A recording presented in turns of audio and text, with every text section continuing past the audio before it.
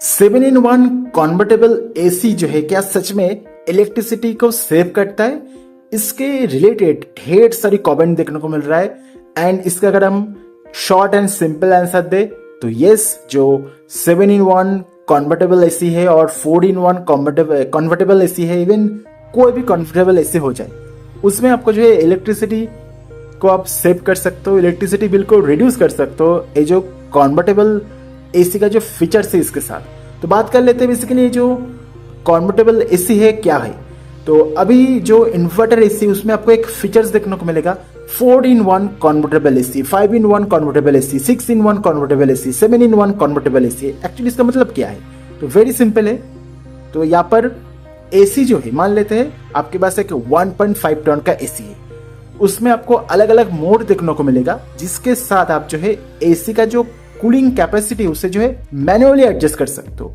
जैसे कि जो 7-in-1 कन्वर्टेबल एसी होता है उसमें आपको अलग अलग मोड देखने को मिलेगा, जैसे कि 40% cooling, 60% cooling, 80% cooling, 100% cooling, 110% cooling, even 120% cooling भी देखने को मिल जाएगा। इस तरह से अलग अलग मोड है। बेसिकली ये जो कन्वर्टेबल एसी है इसका मतलब है जो कंप्रेसर है कितना पावर को कंज्यूम करता है उसे आप जो है मैनुअली कंट्रोल कर सकते हो, जिससे आप जो है इलेक्ट्रिसिटी बिल को रिड्यूस कर पाओगे।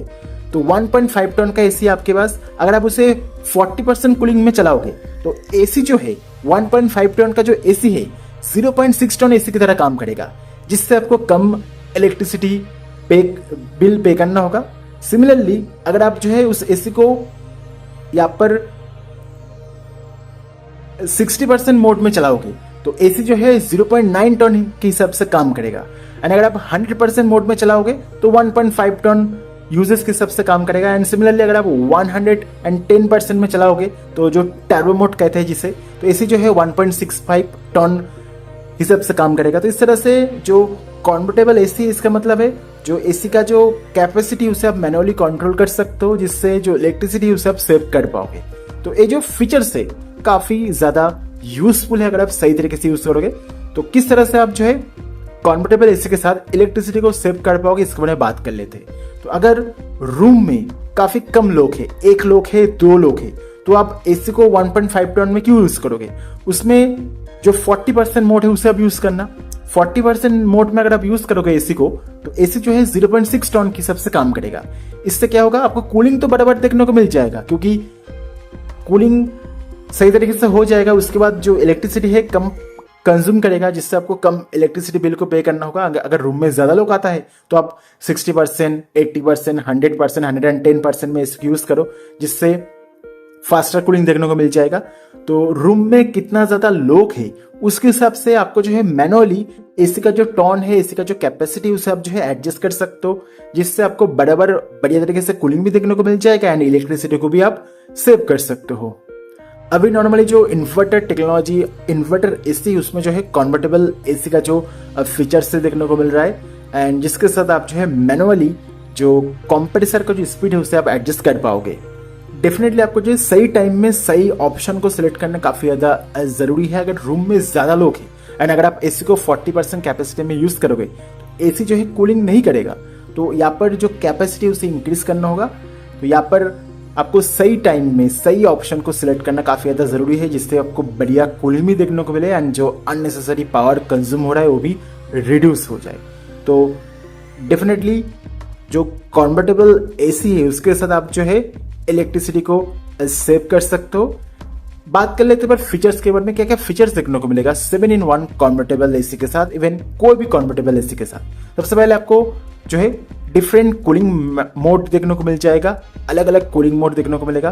प्लस आप उसे कस्टमाइज कर सकते हो कैपेसिटी को, जो यहाँ पर कूलिंग कैपेसिटी उसे कस्टमाइज करने का ऑप्शन है। डेफिनेटली एनर्जी सेविंग फीचर्स भी देखने को मिलेगा। प्लस अगर आप इस फीचर्स को यूज करते हो तो एसी का जो लॉन्जेविटी है यहाँ पर इंप्रूव हो जाएगा। अगर आप एसी को फुल कैपेसिटी में यूज नहीं करोगे तो डेफिनेटली एसी का जो लॉन्जेविटी है इंक्रीज होगा, ज्यादा टाइम तक एसी काम करेगा, जो कि काफी सही है।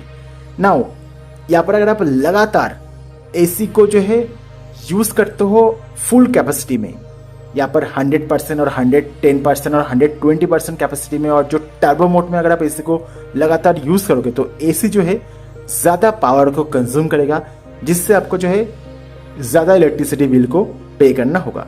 जैसे कि आपको पहले ही बताया है, आपको सही टाइम पे सही मोड को सिलेक्ट करना काफ़ी ज़्यादा ज़रूरी है।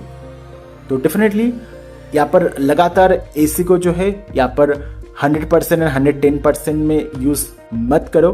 कुछ टाइम के बाद जो कैपेसिटी उसे आप रिड्यूस कर सकते हो।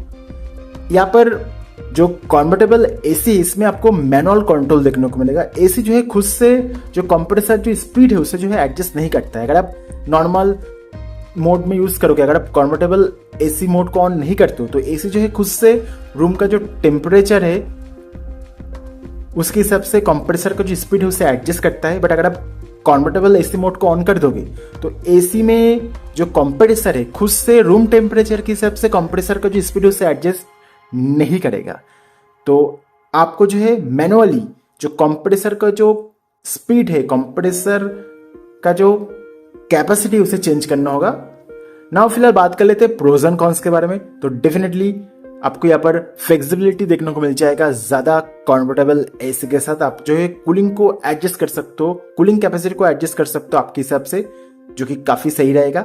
नेक्स्ट, बेटर एनर्जी एफिशिएंसी देखने को मिल जाएगा, बेटर एनर्जी सेविंग्स देखने को मिल जाएगा कंफर्टेबल एसी के साथ। अगर रूम में कम लोग हैं एंड स्मॉल स्पेस के हिसाब से अगर आपको बढ़िया कूलिंग चाहिए तो आप जरूर से 40% में यूज़ करो, जिससे इलेक्ट्रिसिटी बिल भी कम हो जाएगा एंड फास्टर कूलिंग भी देखने को मिल जाएगा। एंड डिफरेंट रूम साइज के हिसाब से भी आप जो है डिफरेंट कूलिंग को यूज़ कर पाओगे, जो कि काफ़ी सही रहेगा। नेक्स्ट यहाँ पर बात कर लेते हैं कॉन्स के बारे में। डेफिनेटली अभी फिलहाल जो कन्वर्टेबल एसी है स्लाइटली ज़्यादा जो है यहाँ पर एक्सपेंसिव है, क्योंकि इसमें आपको जो है बेटर टेक्नोलॉजी देखने को मिलेगा एंड एनर्जी कंज्यूम भी हो सकता है। अगर आप इसे हाई कैपेसिटी में यूज़ करोगे, यहाँ पर जो कन्वर्टेबल एसी मोड में 100%, 110% में अगर आप टर्बो मोड में लगातार एसी को यूज़ करते हो तो ज़्यादा पावर को कंज्यूम करेगा। एंड कन्वर्टेबल एसी में जो है कोई भी ऑटो का जो ऑप्शन है देखने को नहीं मिलेगा, मैनुअल एडजस्टमेंट करना होगा आपको। हर बार मैनुअली जो कंप्रेसर का जो कैपेसिटी उसे यहाँ पर एडजस्ट करना होगा। जो इन्वर्टर एसी रहता है उसमें ऑटोमेटिक फीचर रहेगा, जो कंप्रेसर का जो स्पीड है ऑटोमेटिकली चेंज होगा रूम टेम्परेचर के हिसाब से। बट जो कन्वर्टेबल एसी है उसमें जो है आपको मैनुअली कंप्रेसर का जो स्पीड है उसे एडजस्ट करना होगा। तो डेफिनेटली जो 7-in-1 कन्वर्टेबल एसी हो जाए और 5-in-1 कन्वर्टेबल एसी हो जाए, इसके साथ आप जो है इलेक्ट्रिसिटी को सेव कर पाओगे। बट आपको सही रूम साइज के हिसाब से सही टाइम में सही ऑप्शन को सिलेक्ट करना होगा, जिससे जो है ओवर कूलिंग का जो इशू देखने को ना मिले एंड प्रॉपर टेम्परेचर में यूज़ करना। एंड ज़रूर से एसी को यूज़ करने के दौरान रूम यहाँ पर विंडो एंड डोर वगैरह को जो है यहाँ पर क्लोज करके रखना। तो ये सभी टिप्स को फॉलो कर सकते हो। एंड ये जो वीडियो है आपको कैसा लगा ज़रूर से कमेंट करके बताना। मिलते हैं नेक्स्ट वीडियो में।